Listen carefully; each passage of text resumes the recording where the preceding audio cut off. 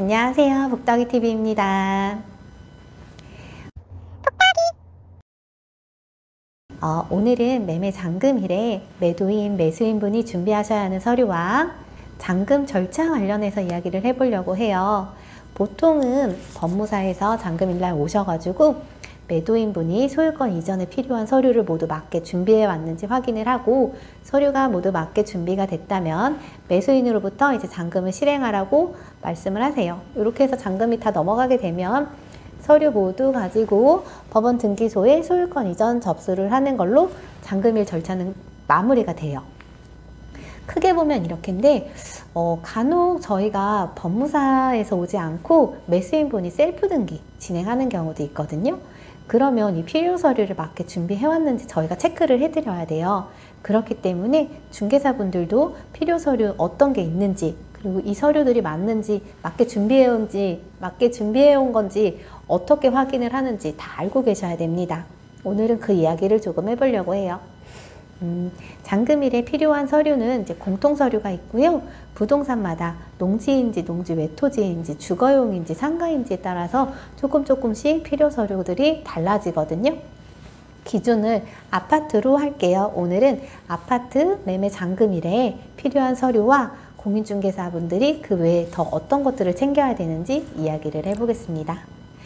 매도인분이 아파트 잔금일에 준비해 오셔야 되는 것은 총 5가지가 있고요. 매수인분도 5가지가 있어요.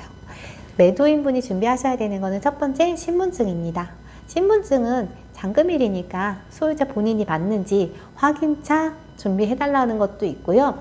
준비해 오셨던 서류 중에 보완이 필요하거나 아니면 잘못 발급받아 오신 경우 바로 추가적으로 발급받으실 수 있게 신분증 지참해달라고 말씀드리고 있어요.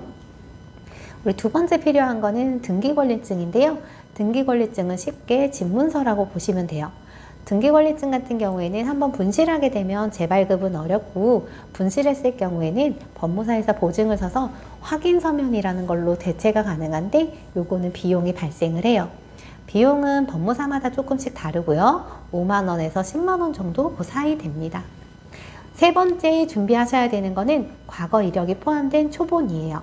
초본을 준비하시는 이유는 등기 명의인의 표시상에 있는 주소지가 이 초본에서 소명이 돼야 되는데, 쉽게 말해서 등기부 등본 열람해 보시면 소유자란에 소유자 이름이랑 주소가 있을 거예요. 여기에 등기부 등본에 있는 이 주소가 요 가져오신 초본에 확인이 되는지 그걸 체크해 주시면 됩니다. 그리고 우리 네 번째 준비하셔야 되는 건 매도용 인감증명서인데요. 매도용 인감증명서 같은 경우에는 매수인 인적사항이 기재가 돼야 되기 때문에 발급받으실 때 계약서 가지고 가서 발급받으시라고 말씀을 드리고 있어요. 그래서 가져오셨을 때는 매도용 인감증명서상의 그 매수인 인적사항이 계약서상 인적사항과 일치하는지 확인해 주시면 되고요. 간혹 가다가 본인 서명 사실 확인서로 발급을 해 오시는 경우가 있는데, 본인 서명 사실 확인서 같은 경우에도 인감증명서 대신해서 가능해요. 하지만 본인 서명 사실 확인서로 발급을 받게 되면 위임 법무사가 꼭 들어가야 되기 때문에 본인 서명 사실 확인서를 발급받으실 경우에는 미리 연락을 달라고 말씀을 드리고 있습니다. 마지막 5번째는 인감도장인데요. 인감도장 같은 경우에는 인감증명서상 도장과 상이 연결 잘못 갖고 오시는 경우가 종종 있어요. 그래서 인감증명서상의 도장과 가져오신 도장이 일치하는지 꼭 확인을 해주시면 됩니다. 이렇게 해서 매도인분이 준비하셔야 되는 필요서류 이야기를 해봤고요. 이제 매수인분이 준비하셔야 하는 5가지 이야기를 해볼게요.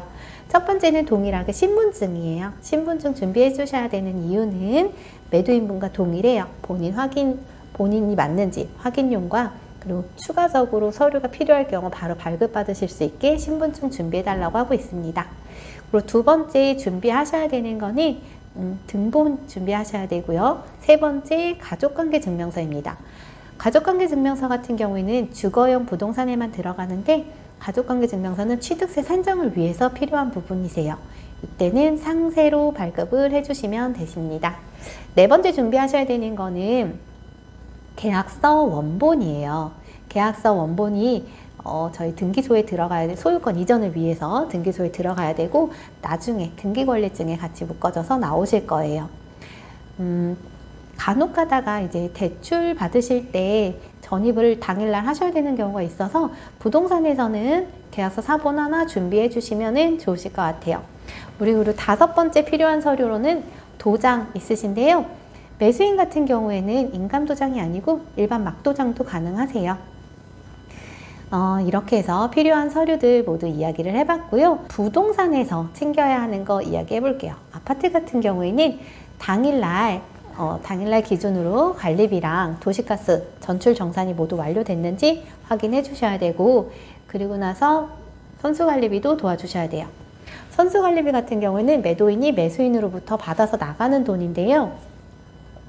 원칙적으로는 매도인이 관리사무소에 받아서 나가고 매수인은 관리사무소에 다시 납부를 하는 게 맞는데, 절차상 편의를 위해서 매도인은 매수인으로부터 받아서 나가고 있습니다.